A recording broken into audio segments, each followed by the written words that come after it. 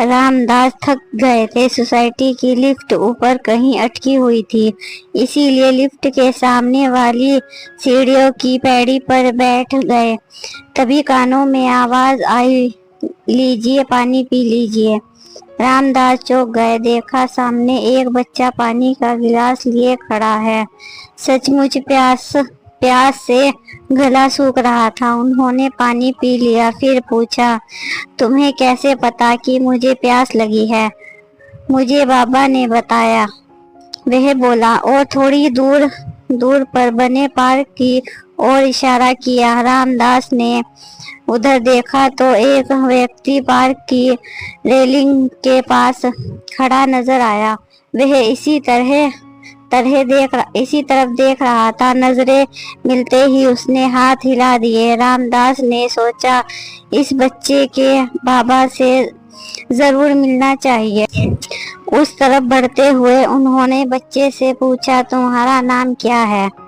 मेरा नाम अमन है। मैंने आपकी प्यास बुझाई, लेकिन आपने आशीर्वाद तो दिया ही नहीं, उसने कहा। तो रामदास ने उसका सिर सहलाकर कहा, जिस पल तुमने मुझे पानी का गिलास थमाया था, तब से तुम्हें आशीर्वाद ही तो दे रहा हूँ। और ठट्ठे मारकर हंस पड़े। उन्हें अमर का व्यवहार कुछ विचित्र लग रहा था। बोले, अच्छा काम करने वाले को आशीर्वाद अपने आप मिल जाता है, मांगना नहीं पड़ता। वह पार्क में जाकर अमर के बाबा अविनाश से मिले। रामदास कुछ पूछते इससे पहले ही अविनाश ने कह दिया, आपको आश्चर्य हो रहा होगा अमर के व्यवहार पर, लेकिन क्या? रामदास ने जानना चाहा। अविनाश ने बताया, अमर की माँ आरती बीमार चल रही है, इधर कई हफ्ते से अस्पताल में भर्ती है। माँ के अस्पताल जाने के बाद से अमर बहुत उदास रहने लगा था। बार बार माँ से मिलने की जिद करता था, लेकिन बच्चों का अस्पताल जाना मना है। सुबह नींद खुलते ही उसका सबसे पहला सवाल यही होता था कि माँ अस्पताल से कब वापस आएगी। बस यही रट लगाए रहता था। ना ठीक से खाता, ना दोस्तों के साथ खेलता। लेकिन उसका इस तरह अनजान व्यक्ति को पानी पिलाना और फिर एक आशीर्वाद मांगना, इसी बारे में पूछना चाहते हैं ना आप? अविनाश ने कहा, निश्चय ही आपको उसका व्यवहार विचित्र अटपटा लगा होगा। रामदास ने हाँ में सर हिला दिया। अमर की उदासी से पूरा घर परेशान था। हम सोचते रहते थे कि उसकी उदासी कैसे दूर की जाए। आखिर मुझे एक उपाय सूझ ही गया। कैसा उपाय? अविनाश ने अमर को गोद में भर लिया, फिर कहा, जाओ खेलो। अविनाश उसके सामने रामदास से कुछ नहीं कहना चाहते थे। अमर झट पार्क में खेलते बच्चों की ओर दौड़ गया। हाँ, तो आपको कौन सा उपाय सूझ गया था? रामदास ने पूछा। अविनाश ने बच्चों के साथ खेलते अमर की ओर देखते हुए कहा, कितने दिनों बाद मैं अमर को बच्चे के बीच खुश देख रहा हूँ। फिर बताने लगे, हाँ तो एक सुबह जब अमर ने अपनी माँ के बारे में पूछा तो मुझे मौका मिल गया। मैंने कहा, अमर तुम्हारी मम्मी की तबीयत पहले से ठीक है, लेकिन अमर तुम चाहते हो कि वह और भी जल्दी स्वस्थ हो तुम्हारे पास आ जाए, तो तुम्हें भी कुछ करना होगा। क्या? अमर ने पूछा था।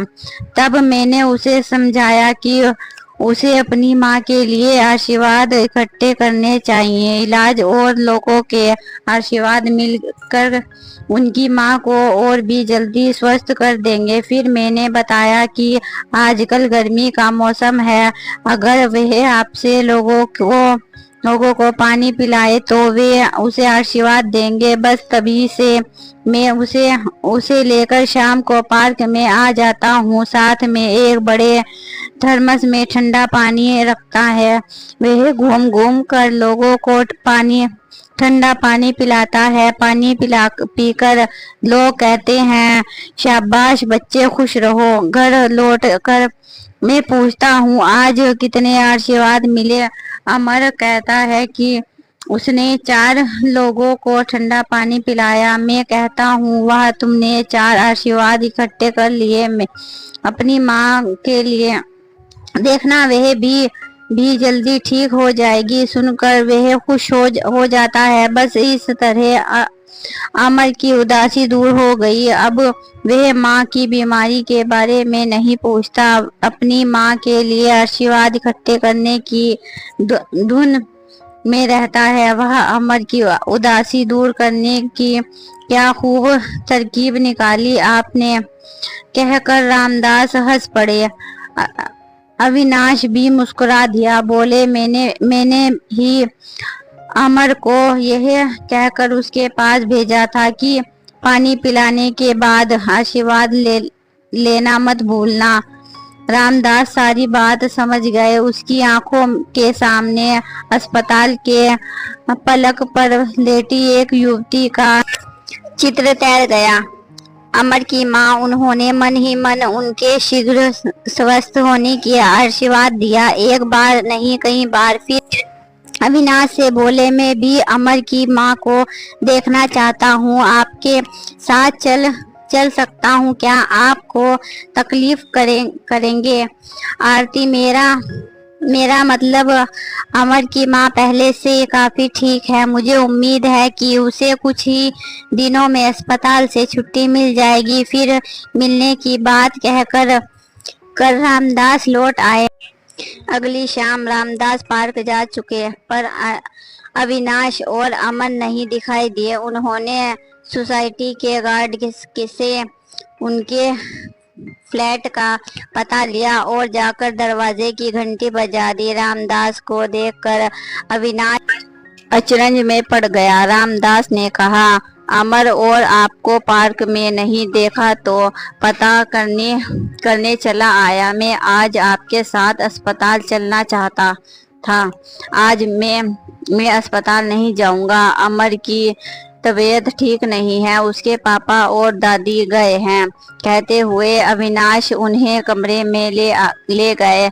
अमर पलंग पर लेटा था, उसकी आंखें बंद थी। रामदास पलंग के खड़े हुए कुछ देर उसकी ओर देखते रहे, फिर अविनाश के साथ बाहर आ गए। उसके कहा, आजकल मौसम बहुत गर्म है। बीमार माँ के लिए आशीर्वाद जुटाने के उत्साह में इतने बहुत भागदौड़ कर डाली है, इसीलिए जवर आ गया है। तब तो इसे देखभाल की जरूरत है। मैं भी यही सोच रहा हूँ। अब आरती की तबीयत में काफी सुधार हो गया है। हो सकता है कि उसे जल्दी छुट्टी मिल जाए। तभी अमर की आवाज आई।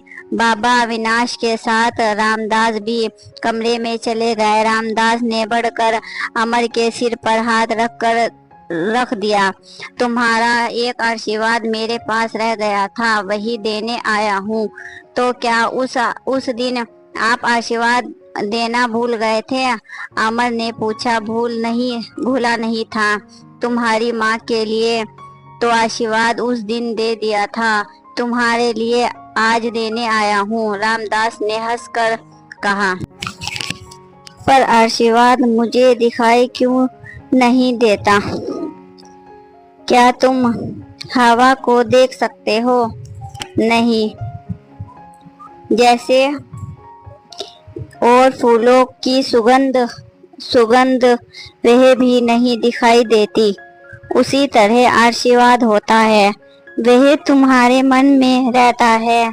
जब हम किसी के अच्छे काम से प्रसन्न होकर उसे आशीर्वाद देते हैं तो वह तुरंत पाने वाले को मिल जाता है, हवा और खुशबू की तरह, कह कर रामदास ने होले से अमर के अपोल थपथपा दिए, फिर बाहर चले आए।